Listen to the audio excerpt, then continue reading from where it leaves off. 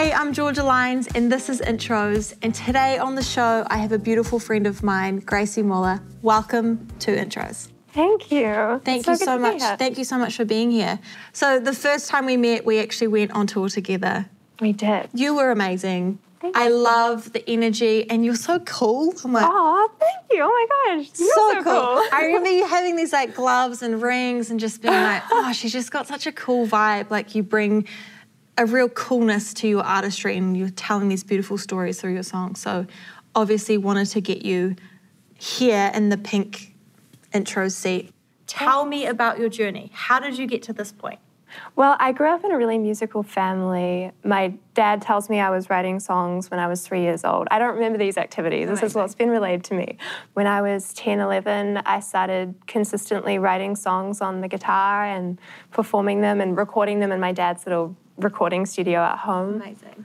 And when I was 13, 14, I got signed onto a development deal with a major label here in New Zealand and was thrown into a bunch of sessions, did a lot of collaborating with different people and sort of lived quite a few different musical lives over my teen years and really got to develop my songwriting style and figure out who I wanted to be as an artist, which I consider myself really lucky for because I think a lot of artists go through like a coming of age in the public eye, and I feel grateful that I sort of got to do that behind the scenes, and now I'm very confident in who I am. How was that working with a major label?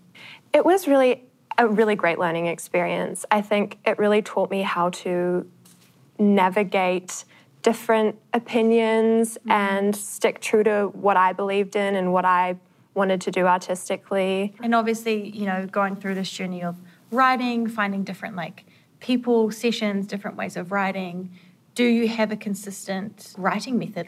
Yeah, I think I'm sure you're the same, and many songwriters say it's very different every time for me. One thing I'm quite strict about is writing every day. I try and write every day, but if I'm super tired or busy, I at least try and write a few things down in my notes app. So tell me a little bit about what do you maybe draw your inspiration from with your songs? For me, it's anything that I'm feeling very intensely, which I think most people will relate is usually romance and love and devastation and heartbreak. Yes, all the feelings and the big emotions. Yeah.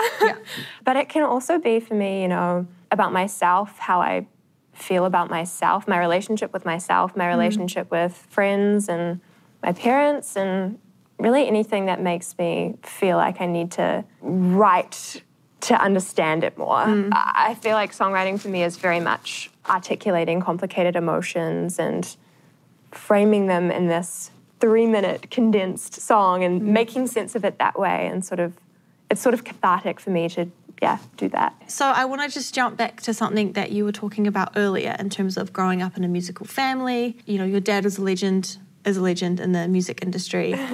Did you feel any sense of expectation or pressure in terms of like navigating your way in this career path? That's a great question. For me, I didn't feel an expectation from my family to do music. I think my little brother sort of wasn't so keen, and my dad was like, why don't you also do music? But I was always very keen. I think when I was 5, I was like, yep, I'm going to be a pop star. Amazing.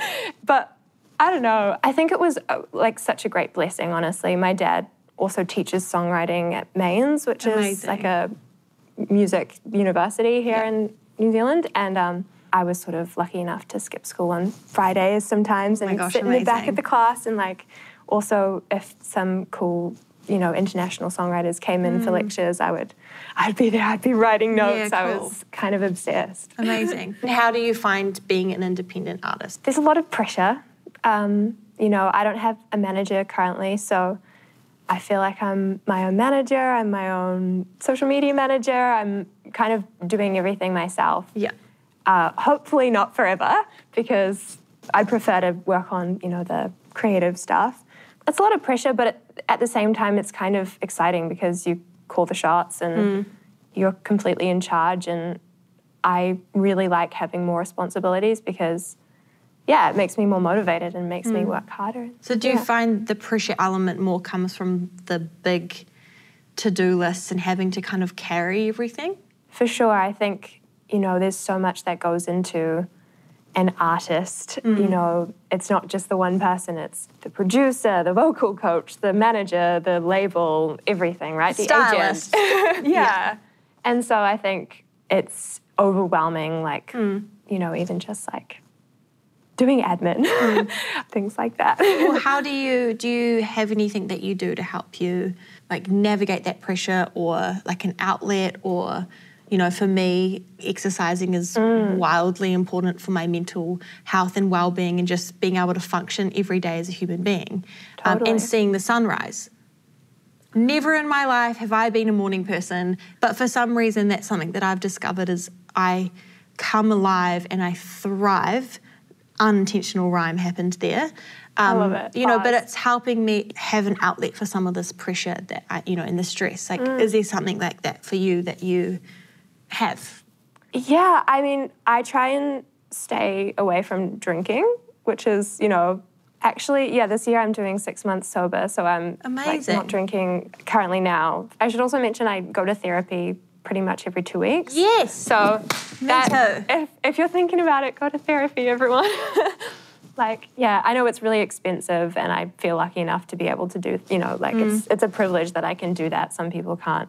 But, you know, even just talking stuff out with a trusted friend can sometimes just relieve so much pressure. 100%. Yeah. And even, you know, there's like organisations like Music Helps. Totally. There's, you know, incredible groups of people and communities of people that if you can't afford to go to therapy or pay, because it is expensive. Yeah. It's an expensive thing, but like you're saying, it's a necessary thing to look after your mental health and your well-being, and making sure that you're functioning as a human being outside of your craft, outside of who you are as, you know, your artist, that, you know, putting that to the side, that you're functioning and you're okay. Yeah. And so I think that's amazing. Oh, amazing. you. I love that. Totally. You know, if there's people that are watching this and you're struggling, or you're feeling, you know, anxious, or just heavy, or you're not quite sure how to articulate what you're feeling, reach out to someone, reach out to people around you, ask for help, ask for support, reach out to us if you don't know who to talk to, and we can point you in the right direction. But support, community, amazing. So the great thing about intros is obviously, you know, getting to have these kind of conversations and introducing you to the intros audience. Is there an artist for you that you would love to share with everybody? Oh my gosh, Luca George. Yes. Yeah, he's incredible. I heard his stuff through a producer I was working with a couple of years ago, maybe a year or so ago, and was like, oh my gosh, who is this? Like, such great pop sensibility in his writing, and he's got the voice of an angel, so you should definitely check him out. Love Luca George. Luca George. Luca George. Luca George. So the song that you're going to play for us today is called Mess for You. Yes. Can you tell me a little bit about that song? Well, I wrote the song when I was 19 on the guitar in my bedroom just by myself. It started because I was supposed to be meeting up with someone that I liked, you know, going on a date with them, and I got this crazy migraine aura, which completely took me out. And for the people that don't know what that is, it's like a really intense visual. It's like what you're looking at is rippling water. So it's very scary. Wow. And you have to kind of go lie down in a dark room. And so I had to postpone seeing this person. No. Yeah, I know, it was so sad. The worst. Yeah. And then the next day comes around and the same thing happened. I sort of get migraines in like little clusters. And so I was like, why is this happening? You know, looked up the spiritual meaning of migraines, and it was saying you feel like you're not good enough for something. And I thought that was really interesting. And I also resonated with it quite a lot, because this song is about, you know, this person that you believe ticks all the boxes and is kind of like the dream person, and feeling like they're going to see all the imperfections about you, and having this sort of low self-esteem because you've been hurt in the past. But then also wondering, you know, is being in a happy relationship something that I even would want? Does contentment have the same emotional charge as like crushing infatuation or devastation, heartbreak? And this song basically says, you know, even though everything's good now, everything's great, I'm still crazy about you, I'm still a mess for you. Amazing. I can't wait to hear it. It's been an absolute privilege to have you here. Thank you so much. I can't wait to see what 2023 looks like for you, hearing all this new music, seeing this journey unfold for you. So thank you so much. High five is so lame. High We can five. hug on the chair. Hug on the chair.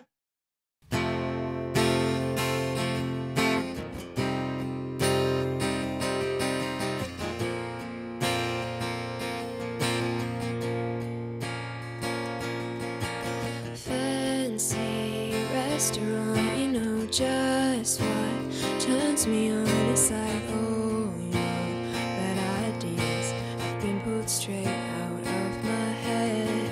Winter waterfront, it's so cold. We walk along, you know I was fucking sad, but now you're here holding my hand, and you really had me going for a second. For a minute, really had me second guessing. Took me way down, then back up again. I think you fried my system. Migraines, headaches, blurred vision. So nice, so good, boy Christian. But you kiss me like I'm your religion. Stop calling me an angel. I'm not cute, I'm not smart, I'm not special. You'd send me straight to hell, but now I'm in heaven. They tried a brand new song and you even sang along. Oh yeah, I see what you did. You even snuck my name in. Bridge over the lake. Oh come on, you know I hate that you chose this cliche place to kiss me for first time again. Bet that you never expected me to call it off. I was scared to death, nevertheless, know what I want. And that's what you like about me, isn't it? I think you fried my system. Migraines, headaches, blurred vision. So nice, so good, boy Christian. But you fuck me like I'm your religion.